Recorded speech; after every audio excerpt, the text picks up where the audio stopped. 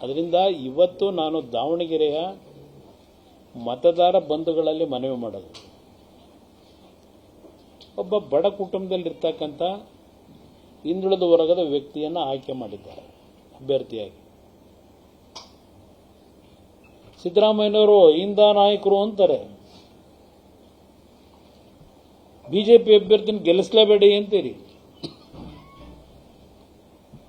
ಒಬ್ಬ ಅಹಿಂದ ಸಮಾಜಕ್ಕೆ ಸೇರಿರ್ತಕ್ಕಂಥ ವ್ಯಕ್ತಿ ಇವತ್ತು ಅಭ್ಯರ್ಥಿಯಲ್ಲಿ ಯಾಕಪ್ಪ ಸೋಲಿಸಬೇಕು?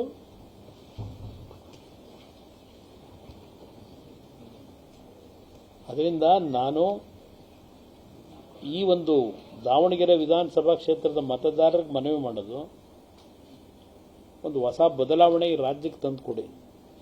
ಈ ಚುನಾವಣೆಯಿಂದ ಏನು ಸರ್ಕಾರ ಏನು ಹೋಗಲ್ಲ, ಈ ಸರ್ಕಾರ ಹಾದಿ ತಪ್ಪೇನು ಹೋಗ್ತಾ ಇದೆ.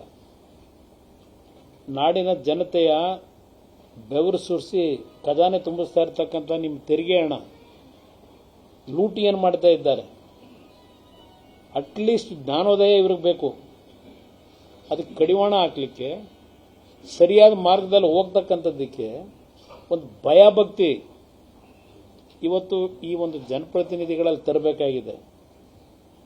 ಅದರಿಂದ ನಾನು ಕೈ ಜೋಡಿಸಿ ಮನವಿ ಮಾಡ್ತೇನೆ.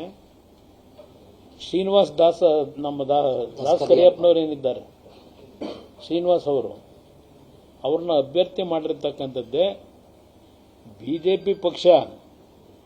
ಏನೋ ಹಿಂದುತ್ವದ ಹೆಸರನ್ನ ಹೋಗೋರು, ಅವ್ರಿಗೇನು ಸಿದ್ಧಾಂತಗಳಿಲ್ಲ, ನಾವೇ ಸಿದ್ಧಾಂತ ಫಾಲೋ ಮಾಡೋರು ಅಂತಕ್ಕಂಥದ್ದು ಸಿದ್ದರಾಮಯ್ಯರು ಹೇಳ್ತಿರಲ್ಲ.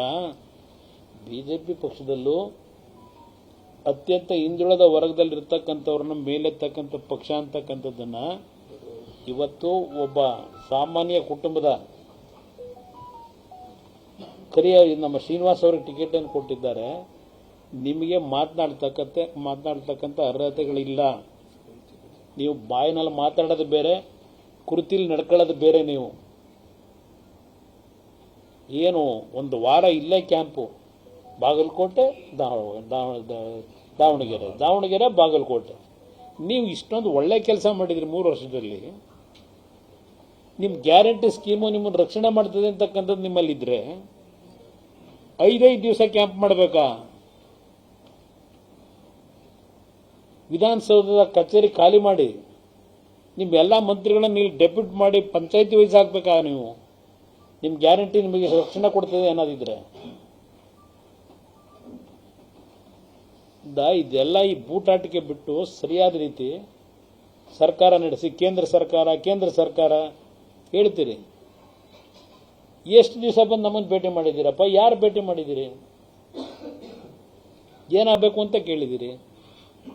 ನಿರ್ಭೀತ, ನಿಷ್ಪಕ್ಷಪಾತ, ವಿಶ್ವಾಸಾರ್ಹ ಸುದ್ದಿಗಳಿಗೆ ಮತ್ತೊಂದು ಹೆಸರಾಗಿರೋ ನ್ಯೂಸ್ 18 ಕನ್ನಡ ಈಗ ಆಪ್ನಲ್ಲೂ ಲಭ್ಯ ಇದೆ.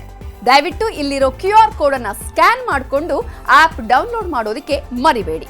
ನಿಮ್ಮ ಬೆಂಬಲ ಹೀಗೆ ಸದಾ ನಮ್ಮೊಂದಿಗಿರಲಿ. ಧನ್ಯವಾದ.